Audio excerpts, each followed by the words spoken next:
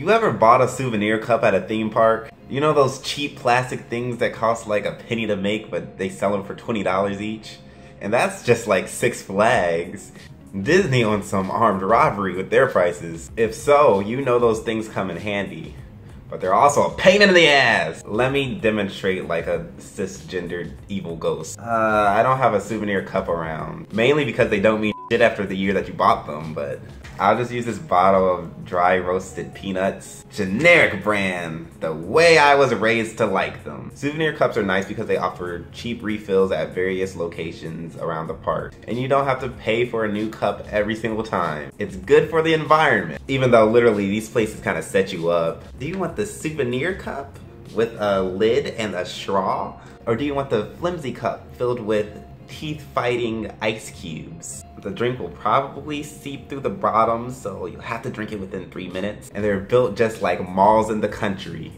No lids in sight. But who in their right mind would turn down something that gives you a refill of Coke in every corner?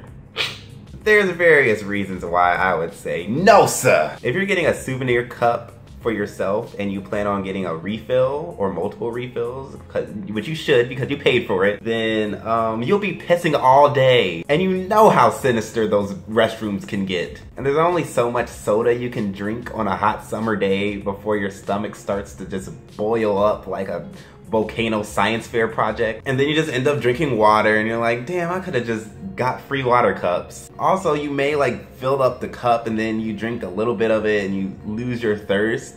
And then you just have it sitting there just heating up in the summer heat. You sip that like, your Mountain Dew just turned to mountain humidity. Then you have to pour it out and waste your drink. And mama ain't raised no boy to waste no food or drink. She told me you gonna sit there at that table till you finish everything. Boy, you gonna be sitting there all night.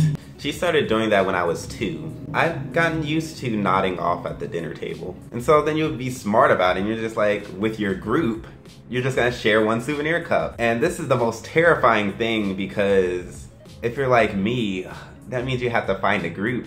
But really, these Cedar Fair souvenir cups and like the Six Flags souvenir cups are cheap. They have that snap-on strap. Then after a while that strap gets all sweaty and it feels like you're trying to hold on to a sausage biscuit. And then having to hold the souvenir cup, it's like your fingers start losing circulation and you try to like balance it with the different fingers. Looks like you're playing a guitar.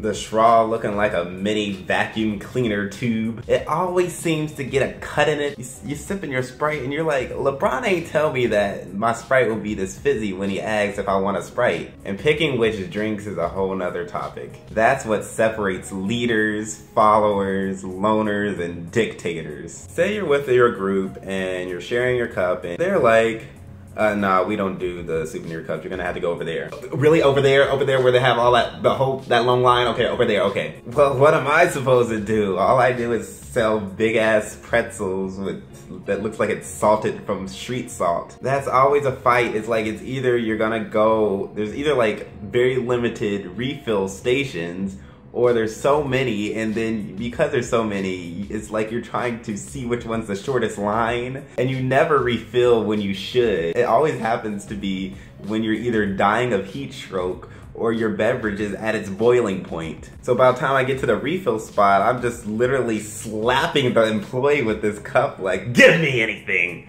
So some rides are dope. You know, they give you a table or a rack to sit your souvenir cups on. And sometimes they're like a very nice size and vibrant rack, you know, like Tinashe.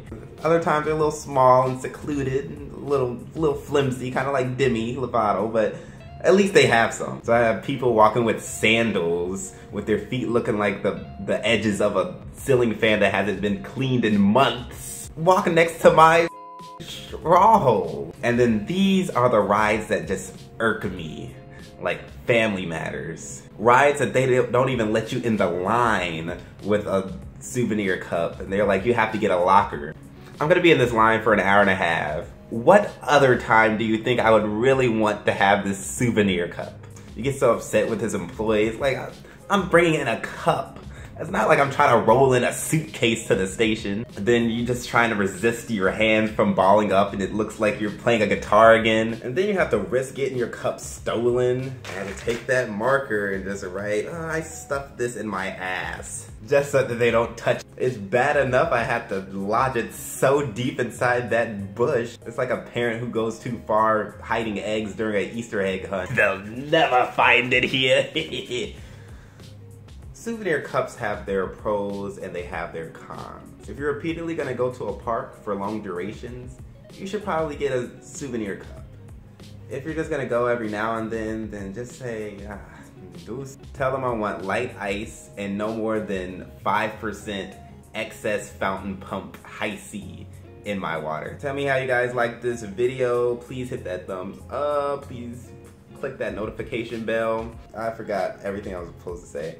Comment below.